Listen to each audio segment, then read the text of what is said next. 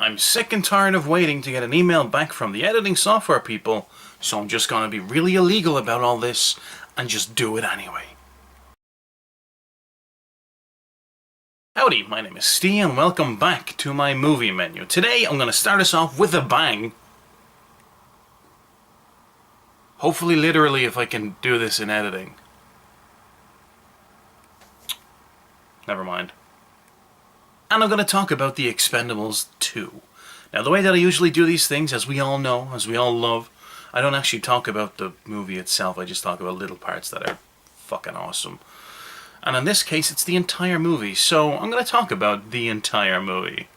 The Expendables 2, of course, as we all know, is basically just an action stargasm, where every single action hero you've ever seen and ever loved culminates in this monstrosity of explosions and blood and body parts falling everywhere and cheesy action one-liners and fantasticness.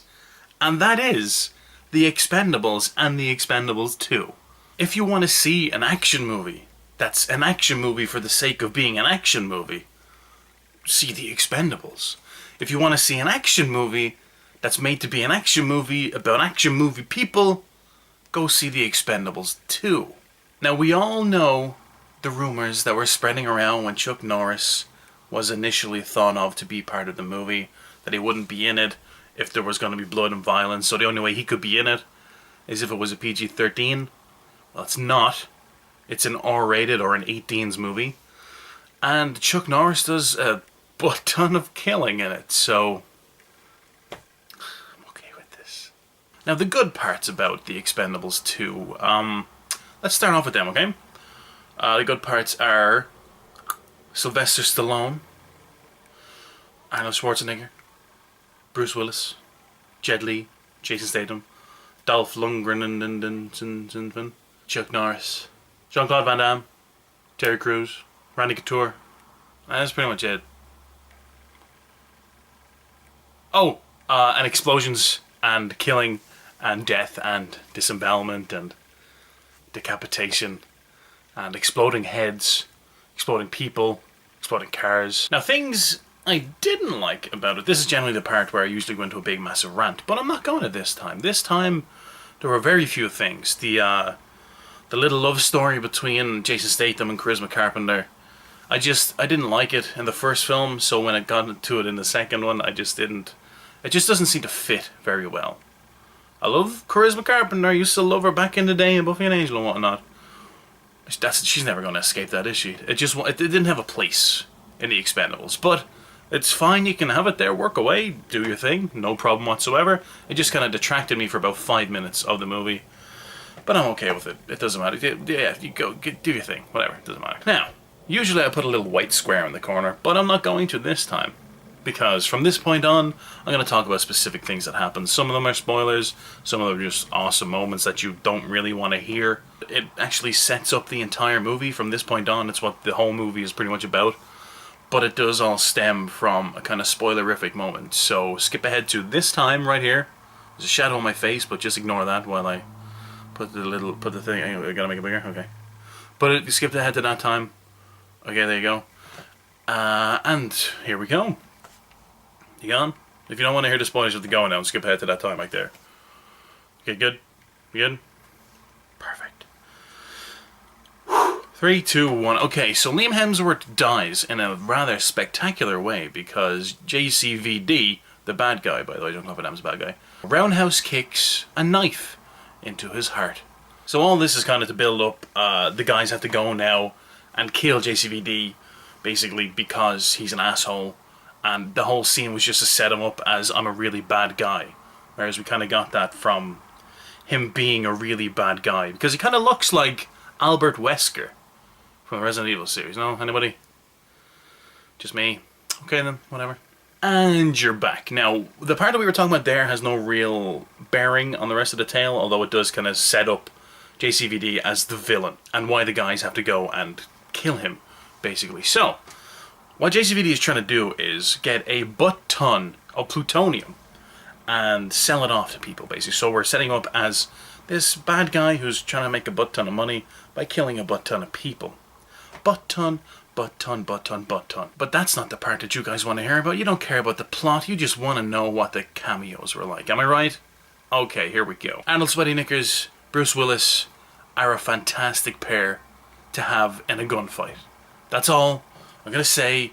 Smart cars, Arnold Sweaty Knickers, and Bruce Willis. Get those three things together in a room. You're flying. You are flying. Now Chuck Norris's cameos. Cameos. Notice I said cameos. There's a plural there for a reason. I won't ruin any of it for you. Just he appears every now and then when like they really need kind of a little tiny bit of backup, basically. You're gonna love it. You're gonna love it. Now this movie was made with tongue planted firmly in cheek, but it also kind of has the usual morals that a Sylvester Stallone movie would have. Family comes first, the group, togetherness, everything else, revenge as well. That's another thing that a lot of Stallone's movies have in common. Revenge, no matter what, just revenge. Did you just take my pen? Rambo 6.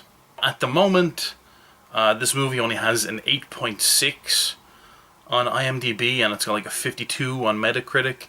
And apparently these are things that people go off to see whether or not they want to go see a movie. Those things mean absolutely nothing to me whatsoever. It's the people involved in the movie that I go and see. I don't care what 22 other people have said about the movie to give it a 53 on Metacritic. I don't care about that. What I care about is it's got Sylvester Stallone, it's got Randy Couture, it's got Arnold Schwarzenegger, it's got Jean-Claude Van Damme, it's got Bruce Willis, it's got Jet Li, it's got Jason Statham, it's got Dolph Lundgren, it's got Cheeseburger Eddie, and all these people who are just fantastic. All just mashed into a ball. I really hope they make an Expendables 3, you know that? I really do. Usually I overanalyze it and explain everything that happens in the movie. But this one, I'm going to leave up to you to decide. So, your homework for this weekend. Go see The Expendables and come talk to me. Let me know what you thought about it. I know everybody's going to say, oh, Chuck Norris was so great because he just appears out of nowhere and he's just so hilarious. Like that's grand. Like, furballs, I mean, congratulations. Like, but who was your favorite character in the movie? My own personal favorite character in the movie was actually Sylvester Stallone, because not the character itself, but the fact that Stallone seems to really, like, I don't know, he must identify with this character or something, because he just plays him really well. The acting in this movie, by the way, is so much better than in the first one, especially from Randy Couture. No offense, Randy, I love you. You can't act for fudge. Just one little tiny gripe just to end this whole thing off. Because there were so many people in this movie that we all wanted to see, they kind of only focused on each person for a minimal amount of time. So I was very upset that, like, Randy Couture didn't get as many interactions as he did in the first film, or Terry Crews was kind of just left to spout out one-liners. Because we gotta all remember now, this isn't just about Arnold Schwarzenegger coming back into acting, Stallone coming back into action movies. This is about the entire cast. Oh, and also Nanu, really good actress, very impressed. Anyway, I'm just going to end it there, because all I'm going to do now is just praise it for how awesome it is. So go see it if you want to see explosions, death, and fantasticalness, and just have an 80s montage explosion in your pants. Anyway, I'm going to end it right there. Thank you very much for joining me. My name has been Stee. Let's have a conversation about the Expendables in the comment section below. Yeah, bye now. Bye now. Do I bye now and then wink, or do I bye now? Kind of combine the... Bye now. Bye now. My neck is so sore from doing that. Bye now.